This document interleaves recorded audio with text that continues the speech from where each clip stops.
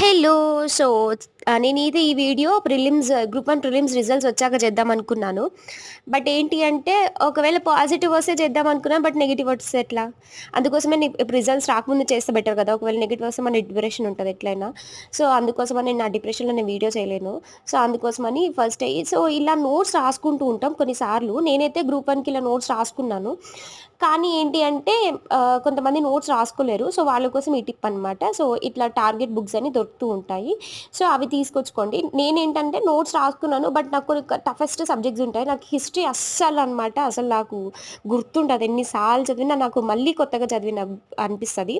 So, దాంతో పాటు నేను జాగ్రఫీ ఇంకా ఎకానమీ కూడా కొనుక్కున్నాననమాట. సో, మేబీ కొన్ని న్యూ పాయింట్స్ కూడా యాడ్ అవ్వచ్చు కదా! అనేసి నేను ఇట్లా సోర్సెస్ ఏమైనా ఉంటే ఎక్కడ కనిపించినా కొనుక్కుంటా ఉంటాను. ఎందుకంటే మనం ఏ పాయింట్ మిస్ అవ్వద్దు ఎగ్జామ్‌లో. అది నా రూల్ అనమాట. సో, మీకు ఇట్లా కనిపిస్తే కొనేసుకోండి. రివైజ్ చేయడానికి ఈజీగా ఉంటది. బై